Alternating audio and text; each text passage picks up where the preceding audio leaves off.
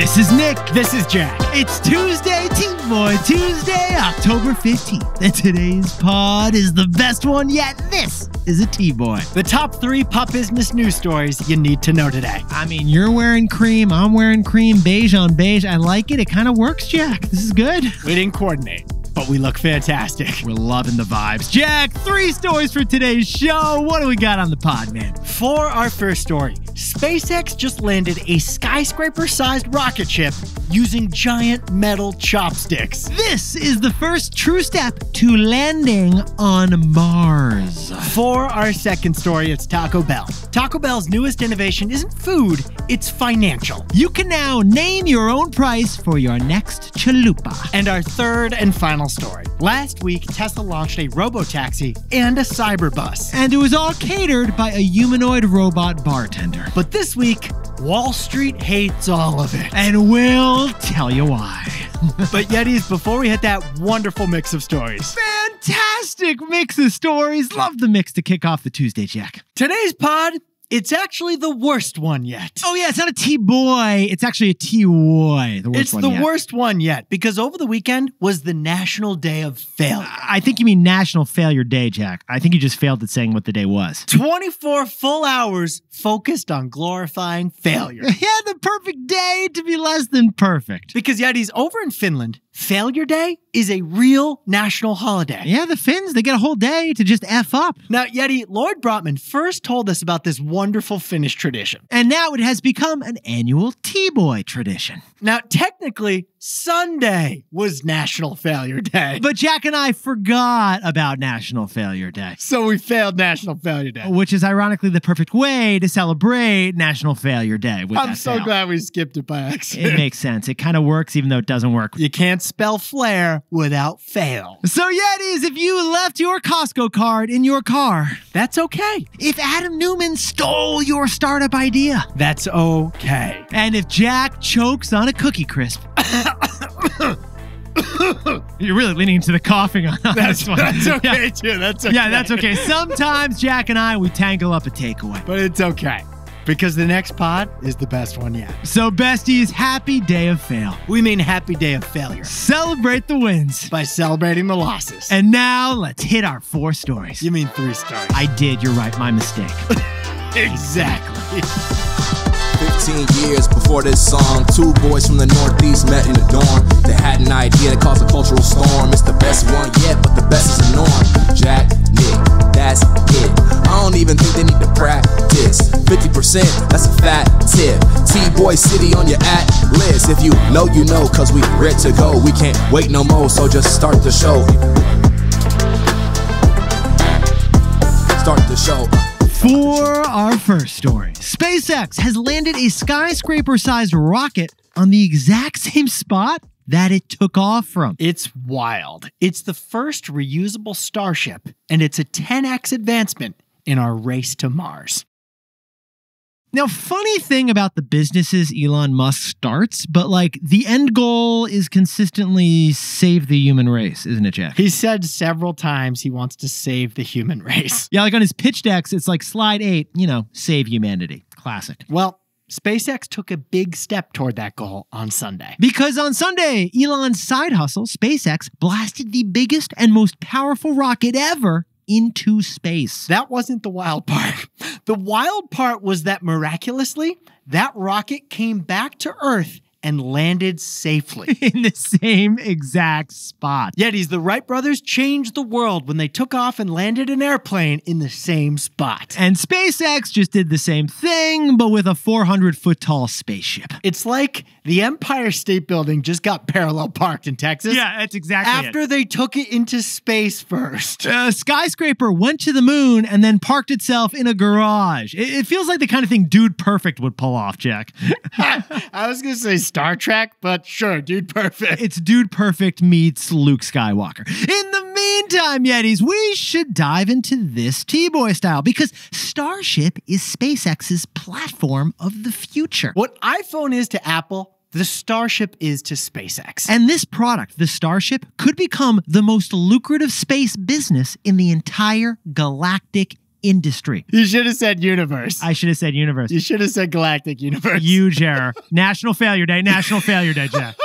Now, the Starship actually comes in two pieces. There's a spaceship and there's a rocket. And the first part is the Starship, which is a spaceship that is about 165 feet long. This spaceship is almost the length of 4 school buses. You can fit a lot of people and a lot of things in there. And that's key because someday this spaceship will be able to transport people and equipment into space. Maybe it'll drop those people and equipment off at Mars. Yeah. And then come back with a bunch of space cargo, like, I don't know, red rocks from Mars. Maybe a Martian or two, if we're lucky. But part 2 of the product is the super heavy booster. And what is that exactly, Jack? This is the bigger part. It's 232 feet tall, it's stainless steel, and it's a rocket that does one thing and one thing only.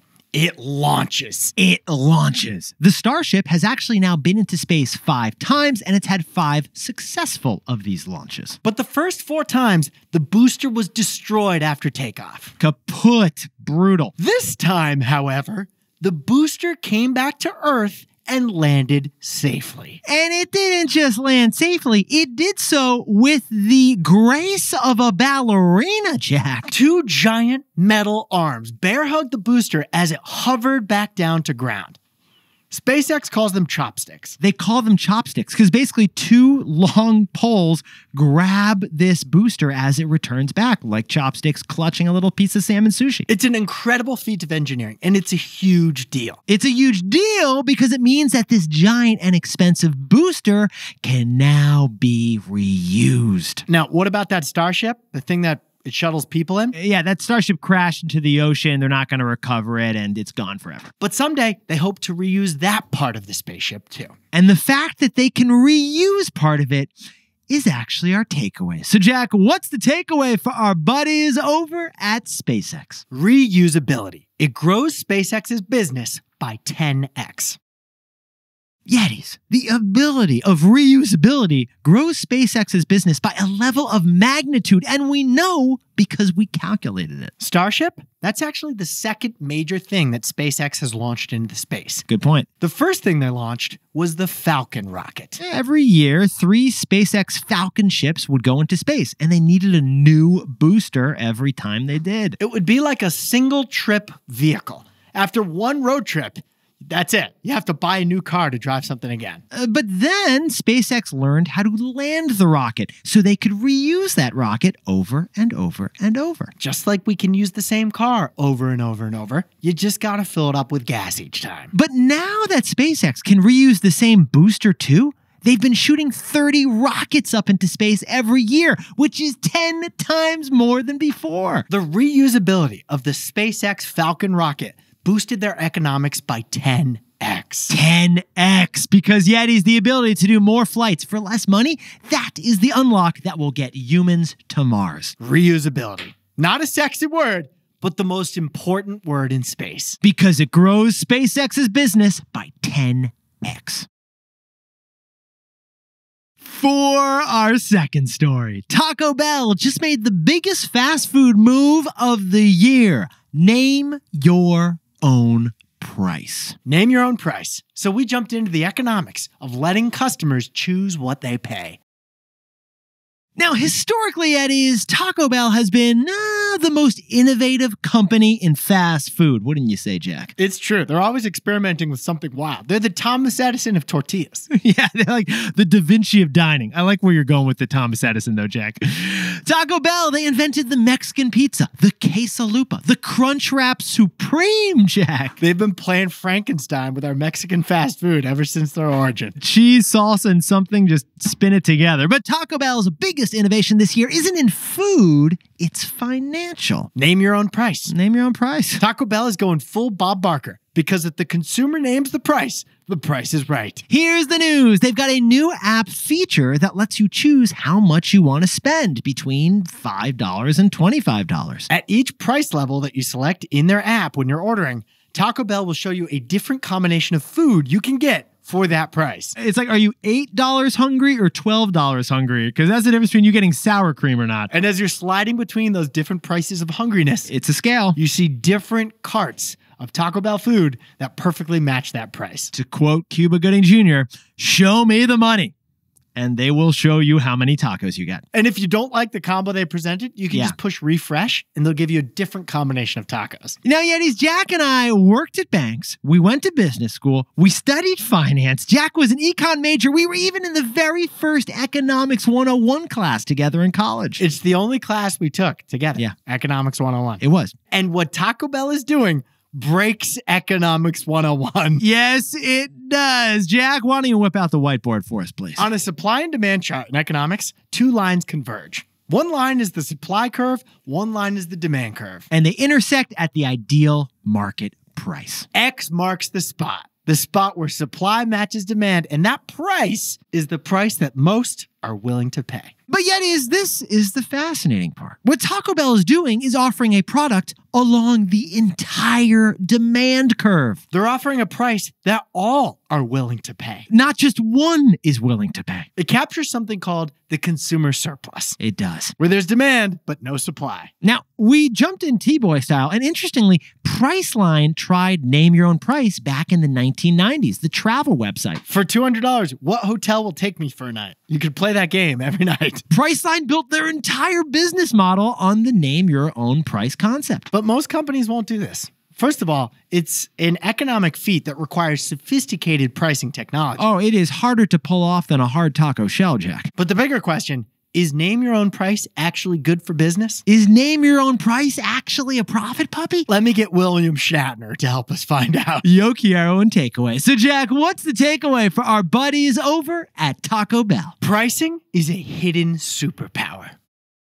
Now, Yetis, Taco Bell's parent company, Yum Brands, they're struggling right now. Sales have slowed, the stock is flat this year, and they need something new. But studies show that this kind of name your own price strategy is actually more profitable if you can pull it off. Okay, the first reason Name Your Own Price is more profitable is from a strategic perspective. It's a way to differentiate because no other fast food brand is doing this. The second benefit to Name Your Own Price is from a psychological perspective. It feels customer first. Consumers love the power to choose, and you can name your own price. And the final benefit to Name Your Own Price is from a financial perspective. According to studies, buyers do end up buying more if they can name their own price. Because Name Your Own Price optimizes sales when there is a wider range of what people are willing to pay, like in this economy. So instead of launching one value meal, like every fast food restaurant has done this summer, It's like, are you $8 hungry or $12 hungry? Because that's the difference between you getting sour cream or not. you go into Taco Bell willing to pay Chipotle money, you're walking out with 6 chalupas and a Crunchwrap Supreme. Not too shabby. Taco Bell. Its Name Your Own Price is a reminder that pricing is really a hidden superpower. Hey Yetis, if you're a bestie, take a sec and hit that subscribe button. And like this video while you're at it. If you leave a comment, by the way, we'll read it. For our third and final story, Tesla unveiled the driverless CyberCab, surprised us with a robo-van, and the whole event was catered by robots. But all that was empty calories. We'll explain why Tesla stock has fallen since their epic event. Now, Yetis, you were hanging out with us last week. Jack and I were in lovely Los Angeles, and we did a story on this pod about Tesla's biggest event of the entire year. The event was called We Robot. They were going to unveil their first ever robo-taxi, and we gave you a preview last Thursday. And here's what we said. Let's hit the tape, Jack.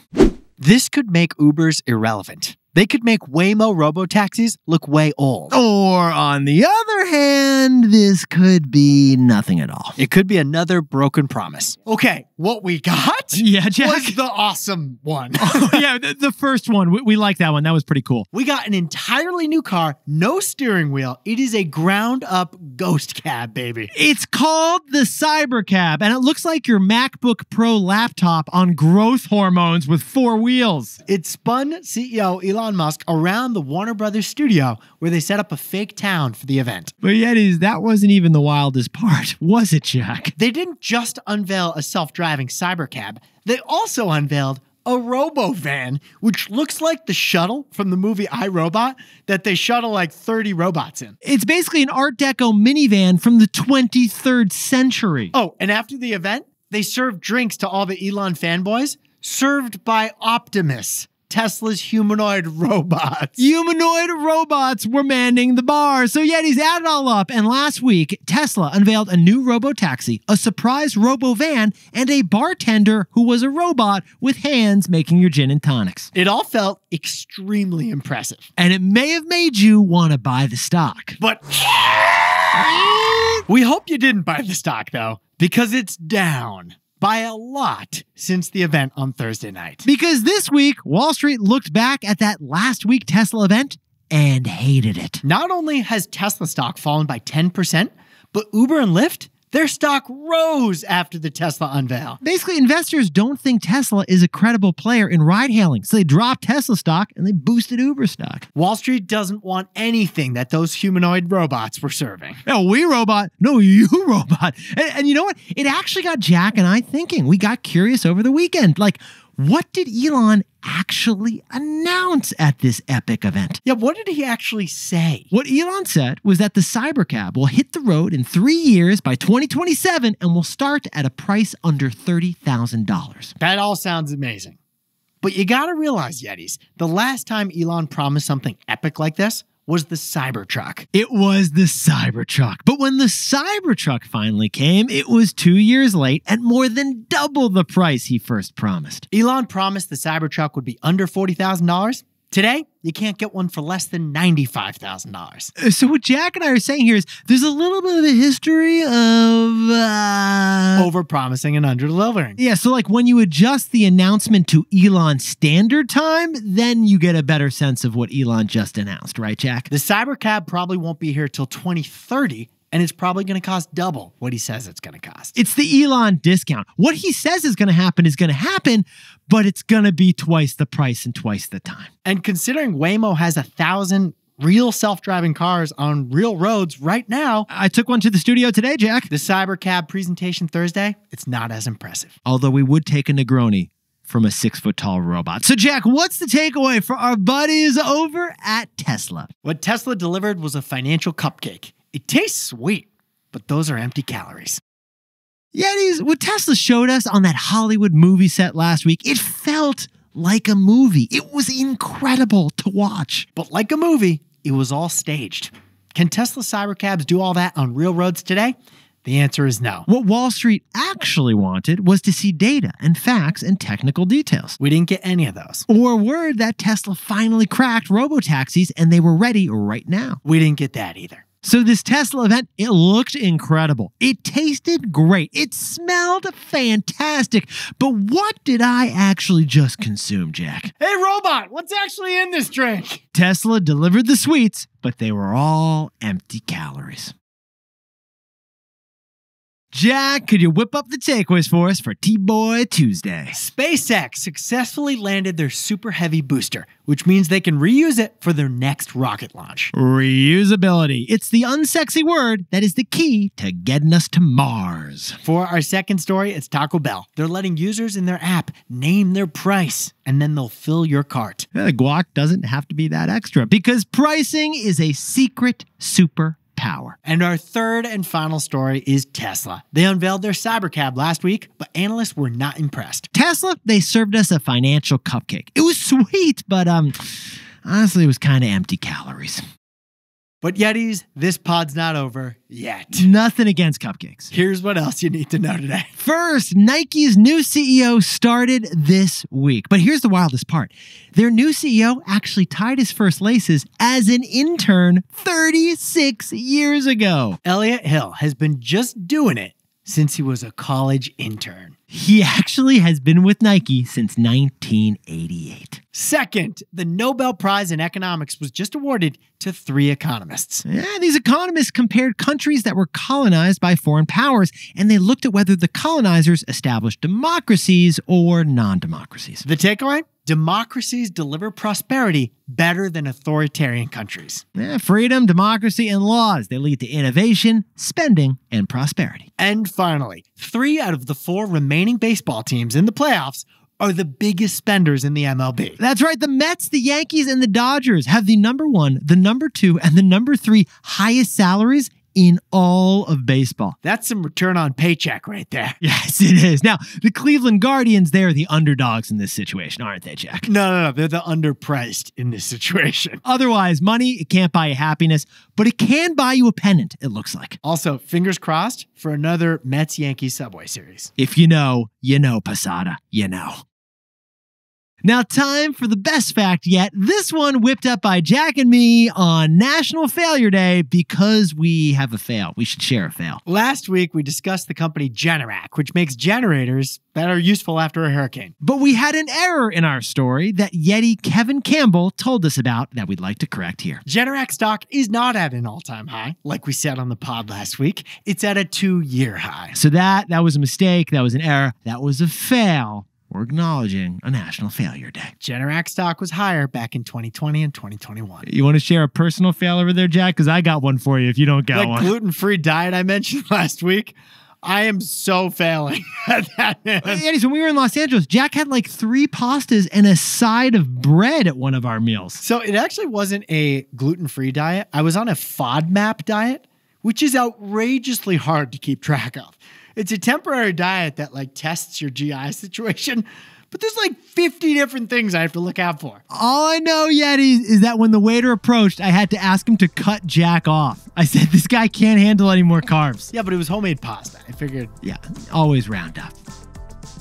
Yetis, you look fantastic for National Failure Day. And if you haven't yet, check out our brand new series, The Best Idea Yet, because it just launched today. We got a link in the episode description for you to subscribe. First episode, it's on the untold story of the McDonald's Happy Meal, which was the best idea yet and thought up by a mother of 5 from Guatemala. So Yetis, enjoy that show next, and Jack and I will see you tomorrow.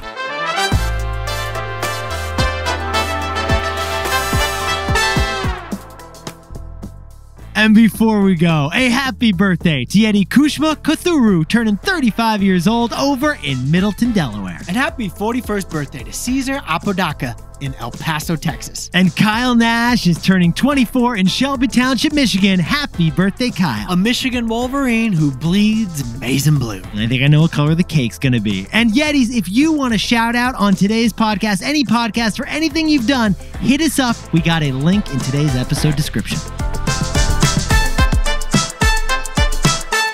This is Jack. I own stock of Generac, and Nick and I both own stock of Apple and Chipotle.